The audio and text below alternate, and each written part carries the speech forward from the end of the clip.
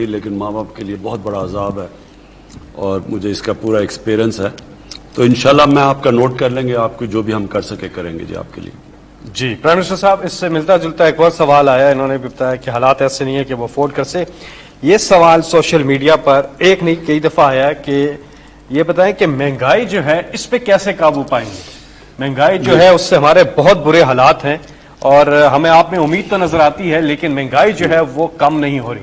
میں اپنی قوم کے سامنے پہلے بھی اس کے بار بار جواب دے چکا ہوں.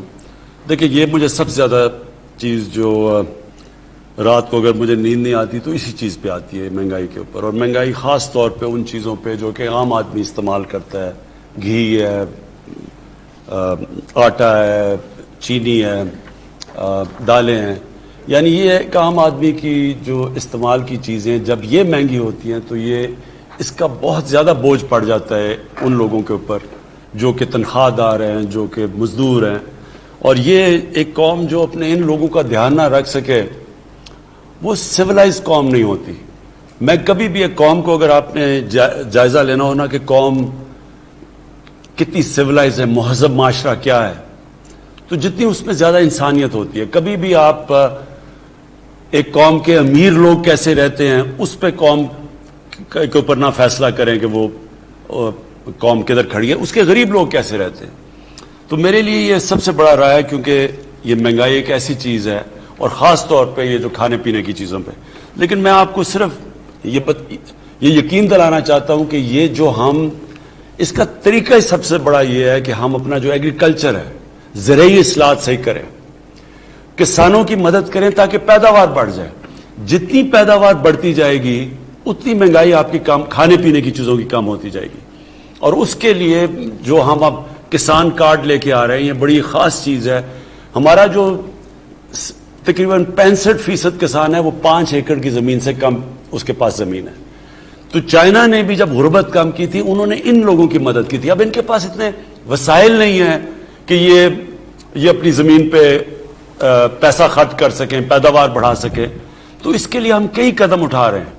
ایک ورکرز ٹرین کر رہے ہیں اس سیکٹر میں, ٹرینڈ ورکرز پرائیویٹ سیکٹر سے لے کے جو جائیں گے اور کسانوں کو نئی ٹیکنیکس کا بتائیں گے, یہ چھوٹے کسانوں کو. پھر ان کے لیے کسان کارڈ آیا ہے جو کہ ان کی مدد, ان کو سبسڈائز, ان کو کم خرچوں پہ کھادیں دے گا, ان کو کریڈٹ دے گا جو ابھی وہ آرتی کے پاس جانا پڑتا ہے, بڑا پیسہ خرچ کرنا پڑتا ہے. ان کے لیے کیڑے مارنے والی دوائیں, یعنی ان کی مدد کریں گے کہ وہ پیداوار اپنی بڑھائیں. تو اس سے ہوگا جیسی جیسی پیداوار بڑھتی جائے گی چیزوں کی قیمتیں ویسی نیچے آ جائیں گی. اگر ہم گندم کی پیداوار 10% بھی بڑھا دیں تو پاکستان میں اتنی گندم ہو جائے گی کہ ویسے ہی آٹے کی قیمت سٹیبل ہو جائے گی جا کے. تو میں لیکن آپ کو اس کی 2-3 وجوہات ہیں. ایک تو یہ ہے کہ ہمارے پاس کمی ہو گئی پچھلے سال گندم کی, 40 لاکھ ٹن گندم ہمیں باہر سے امپورٹ کرنی پڑی.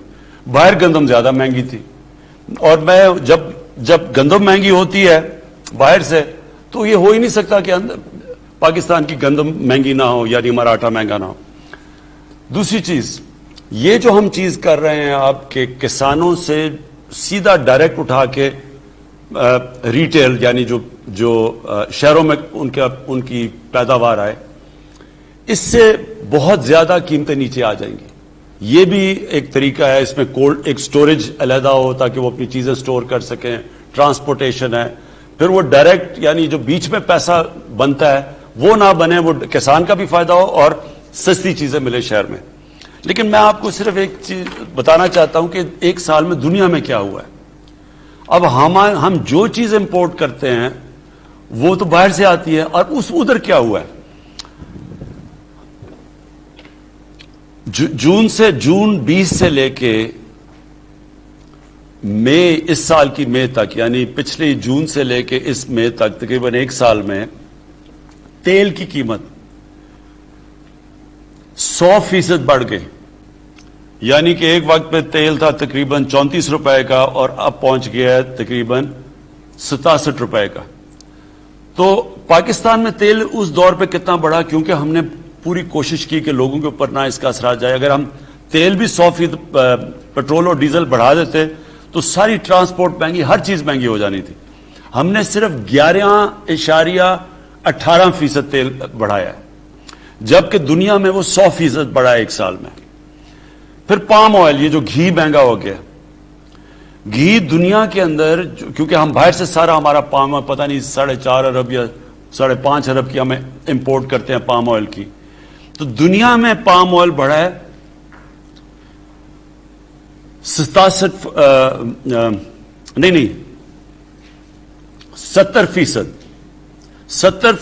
پام آئل بڑھا ہے دنیا میں. پاکستان میں ہم نے صرف 27% بڑھایا ہے. پھر یوریا اور ڈی اے پی یہ جو کسان استعمال کرتے ہیں وہ 74% دنیا میں بڑھا ہے اسی وقت میں, ہم نے صرف 16% بڑھایا ہے. کوشش پوری کی ہے کہ جو باہر سے چیزیں آئیں وہ پورا اس کا بوجھ عوام پہ نہ پڑے, اس کا صرف بوجھ گورنمنٹ نے اٹھایا ہے. تو انشاءاللہ ہماری پوری کوشش ہے کہ ہم آگے جا کے اور آپ کے لیے اپنی قوم کو بچانے کے لیے کہ باہر سے مہنگائی نہ ہو, ہم کوشش کریں گے آگے سے ڈی اے پی بھی پاکستان میں ہی بنے, کیونکہ یہاں فاسفورس ہمارے پاس فاسفیٹ ہے, ہم اس کے یہاں بھی بنا سکتے ہیں, اب تک امپورٹ کرتے رہے ہیں. ہم پام آئل کو بھی کوشش کر رہے ہیں کہ پاکستان میں کوسٹل بینڈ کے اوپر ہم پام آئل کا کریں, اس کی ریپلیسمنٹ کریں تاکہ باہر پریشر نہ پڑے. زیتون سارے اس وقت پختونخوا اور بلوچستان کے شمال میں ہم پوری کوشش کر رہے ہیں کہ وہاں زیتون کا انقلاب آ جائے. یعنی جتنی زیتون کی پلانٹیشن ہوئی ہیں, کروڑوں درخت لگایا ہم نے, اور کوشش یہ ہے کہ وہ بھی ہمارا جو کوکنگ آئل ہے اس میں ہماری مدد کرے, اور بھی اس کے ایکسپورٹ بھی ہم کر سکتے ہیں. تو ہم پوری کوشش کر رہے ہیں کہ انشاءاللہ آنے والے دنوں میں قیمتیں اوپر کے بجائے اوپر جانے کے نیچے آئیں. جی, آپ کی کال کا سلسلہ جاری ہے. ایک چیز آپ سے درخواست یہ ہے, کیونکہ بہت سے لوگ کال کرنا چاہتے ہیں لیکن ان کی کال نہیں ملتی, وقت کم ہوتا ہے. آج ہم نے یہ کیا ہے کہ پروگرام ختم ہونے کے بعد بھی آدھا گھنٹہ آپ کال کر سکتے ہیں. ہماری یہاں پہ پی ایم آفس کی جو ٹیم ہے وہ موجود ہوگی, اور آپ کی جو بھی شکایات ہوں گے, یہ آپ کی کنسرنز ہوں گے, ان کو وہ نوٹ کر لیں گے اور پھر آپ کو کال بیک کریں گے. اگلے کالر ہمارے ساتھ کون ہے؟ جی السلام علیکم. السلام علیکم جی, میں وحید احمد بات کر رہا ہوں, لاہور میں ابھی موجود ہوں, اور میرا تعلق آل پاکستان فوڈ ایکسپورٹر ایسوسیشن سے, اور سبزی اور پھل ایکسپورٹ کرتے ہیں. اور اللہ کا شکر ہے کہ ہم نے 2019-20 میں 12.5% انکریز کی ہے, اور انشاءاللہ تعالیٰ آپ نے کی ایکسپورٹ کا ریکارڈ قائم کیا ہے. بات یہ کہ یہ باتیں تو ہم ایکسپورٹ کر رہے ہیں سب کچھ. ابھی میں بات بھی سن رہا تھا آنریبل پرائم منسٹر صاحب کی کہ جب تک ہم ہیل نہیں بڑھائیں گے تو ہماری مہنگائی کم نہیں ہوگی. اگر ہیل بڑھے گی تو ہماری ایکسپورٹ بھی بڑھے گی, اور ہماری لوکل جو پرائس ہے وہ بھی کم ہوگی.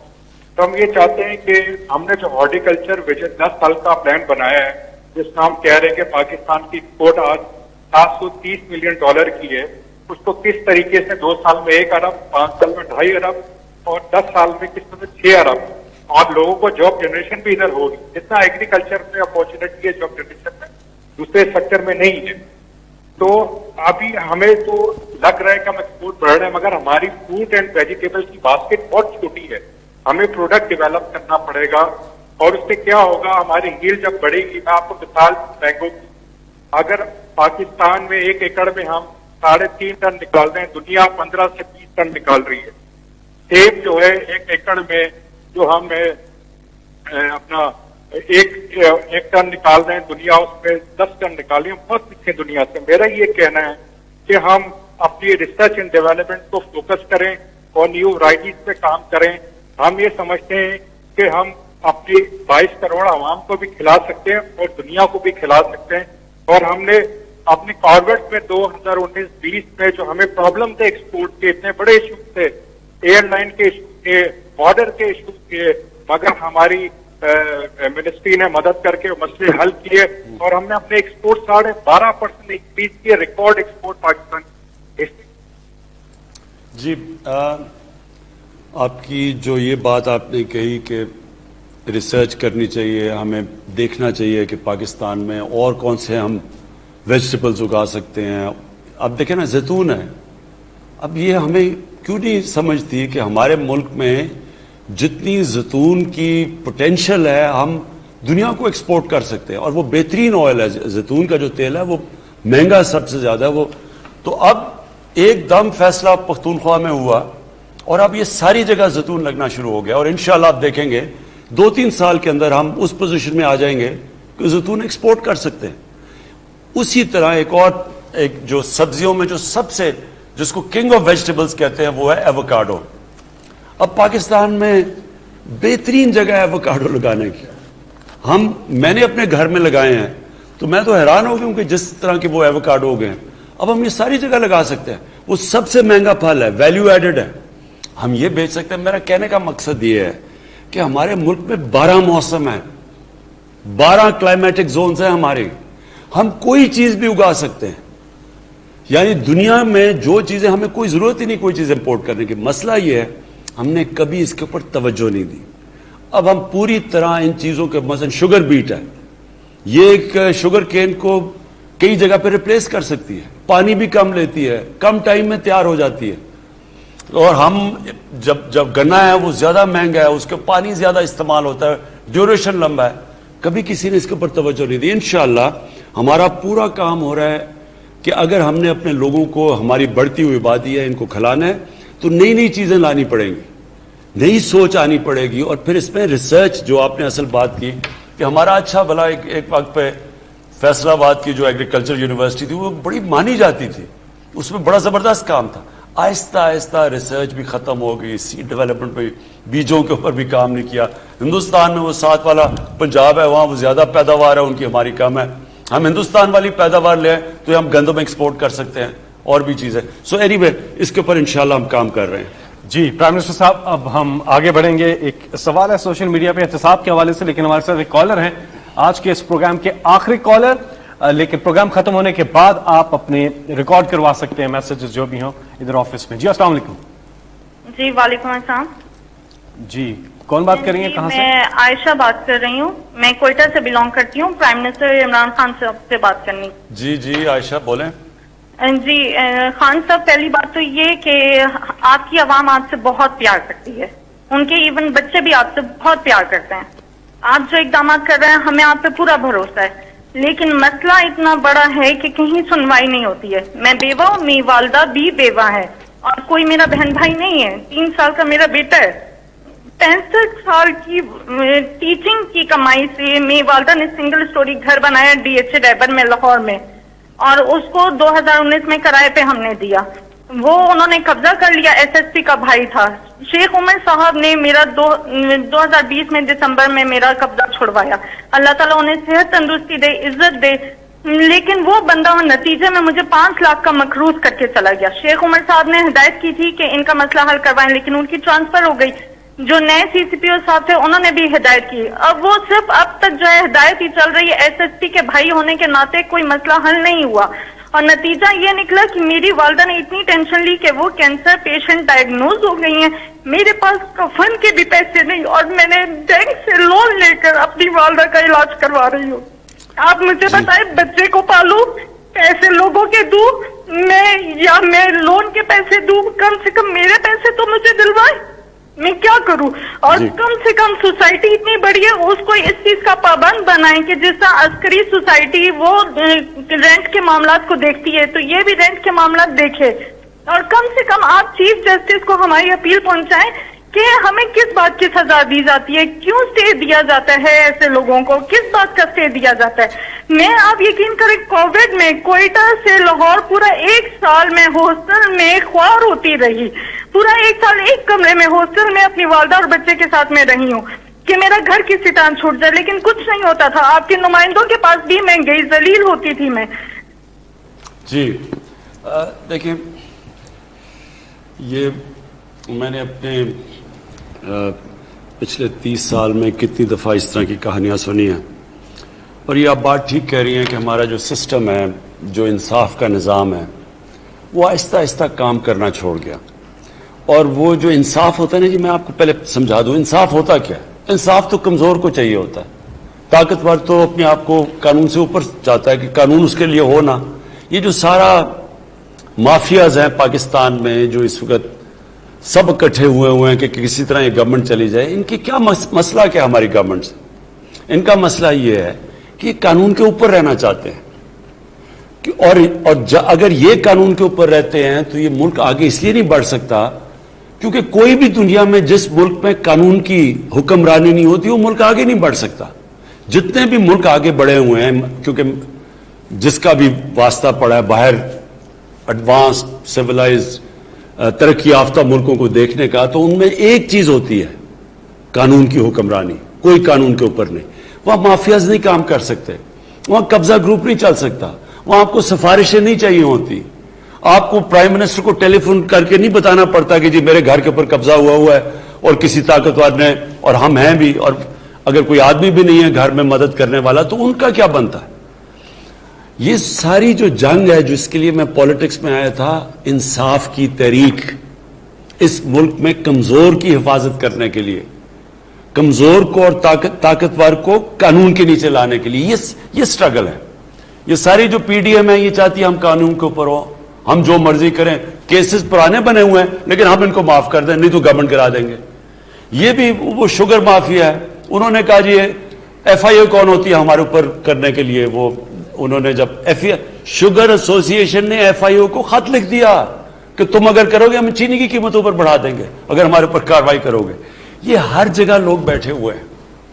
یہ جدوجہد ہے. دیکھیں انصاف کی تحریک ہوتی ہے, انصاف کے لیے قوم کو آزادی کی جنگ لڑنی پڑتی ہے ان مافیا سے, اور یہ ایک جہاد کا نام ہے. یہ اللہ کا حکم ہے کہ میری زمین پہ انصاف قائم کرو. میرا آپ سے یہ وعدہ ہے کہ میری پوری کوشش ہے جب تک میں اقتدار میں ہوں, جب تک میں نہیں بھی ہوں, میں اس کے لیے لڑوں گا. ہم نے پورے اپنے جو سارا انصاف کا نظام ہے عدلیہ کے ساتھ بیٹھ کے ریفارمز کے لیے بھی ہم تیار ہیں. اپنے جو ادارے ہیں ان کو بھی ٹھیک کر رہے ہیں. یہ جو اب تک ہمارے آنے سے پہلے نیب کام کر رہی تھی, تو نیب نے کتنے لوگوں کو پکڑا, اور ہمارے صرف 2.5 سالوں میں نیب نے کتنا پیسہ ریکور کیا. میں صرف اس لیے آپ کو بتانا چاہتا ہوں کہ اداروں کو جب آپ مضبوط کرتے ہیں, جب آپ ان کو روکتے نہیں ہیں, تو ادارے کتنے بہتر کام کر سکتے ہیں. جب عدلیہ کے اندر آپ انٹرفیئر نہیں کرتے, ڈنڈے سے چیف جسٹس کو نکالتے نہیں, تو عدلیہ بھی پھر تکڑی ہو جاتی ہے. اسی طرح سارے جو ادارے ہیں جب آپ ان کو اپنا کام کرنے دیتے ہیں تو وہ نظر آ جاتا ہے. کیا میں صرف اس لیے آپ کو پہلے یہ بتانا چاہتا ہوں کہ نیب نے 18 سالوں کے اندر 2017 تک 18 سالوں تک صرف 290 ارب روپیہ انہوں نے وصول کیا تھا جو چوری کا پیسہ ہے. ہمارے 2 سالوں کے اندر نیب نے 484 ارب روپیہ ریکور کیا. اینٹی کرپشن پنجاب نے 10 سالوں میں, جو پچھلے 10 سال تھے نون لیگ کے, اس میں صرف 2.6 ارب روپیہ ریکور کیا تھا. ہمارے 2.5 سالوں کے اندر جو زمین ہی صرف انہوں نے ریکور کیا وہ 218 ارب روپیہ. میں صرف آخر میں آپ کو یہ کہہ رہا ہوں کہ یہ ہے جنگ چل رہی طاقتور کو قانون کے نیچے لانے کے لیے. آپ کی تو انشاءاللہ ہم نے نوٹ کر لیا, ہم پوری آپ کی کریں گے, لیکن سسٹم ایسا ہونا چاہیے کہ آپ کو کمپلین نہ کرنی پڑے, سب کو قانون سے ڈرنا پڑے. اور یہ ایک جہاد کا نام ہے, یہ ہم لڑ رہے ہیں انشاءاللہ. جس طرح جا رہا ہے, جس طرح میں نے آپ کو بتایا کہ یہ طاقتور لوگوں سے پیسے وصول کیے ہیں, یہ کبھی پاکستان میں پہلے نہیں ہوا. اتنے طاقتور لوگ جب جیل میں جا کے پھر دھمکیاں دیتے کہ عمران خان تمہیں بھی ہم دیکھ لیں گے, یہ پہلے کبھی انہوں نے جیلوں کے چکر نہیں لگائے. یہ اس دور میں ہو رہا ہے اور پہلی دفعہ آپ دیکھ رہے ہیں. اور اصل میں یہ چینج یہ ہے کہ طاقتور کے اوپر ہم اڑے ہوئے ہیں کہ ان کو ہم نے قانون کے نیچے لے کے آنا ہے. کسی سے زیادتی نہیں کرنی, کسی کے اوپر غلط کیسز نہیں بنانے, لیکن جو انہوں نے اس ملک سے فراڈ کیے ہیں, چوریاں کی ہیں, ڈاکے مارے ہیں, جرم کیا ہے, ان کو اس جرم کی سزائیں دلوانی. یہ ہم کامیاب ہوتے جائیں گے انشاءاللہ. جیسے ہم کامیاب ہوں گے یہ خود ہی ملک بدلتا جائے گا. یہ جو چھوٹے چھوٹے نیچے قبضہ گروپ بیٹھے یہ خود ہی ڈر جائیں گے سارے, جب انہیں پتہ چلے گا کہ اب کوئی سفارش نہیں چلے گی. یہ قبضہ گروپ اس لیے کامیاب ہو جاتے ہیں کہ ان کو پولیس کی پروٹیکشن مل جاتی ہے, طاقتور کوئی ایم این اے پروٹیکٹ کر لیتا ہے, اس لیے کام کرتے ہیں. لیکن جب ان کو یہ پتہ چلے گا کہ اس ملک میں کسی قسم کی سفارش نہیں چلے گی, انصاف ملے گا, یہ خود ہی ختم ہو جائے گا سارا جو قبضہ گروپ ہے. جی, جن لوگوں کی کال نہیں مل سکی, آئندہ آپ سے ملاقات ہوگی. اپنا خیال رکھیے گا. پاکستان زندہ باد.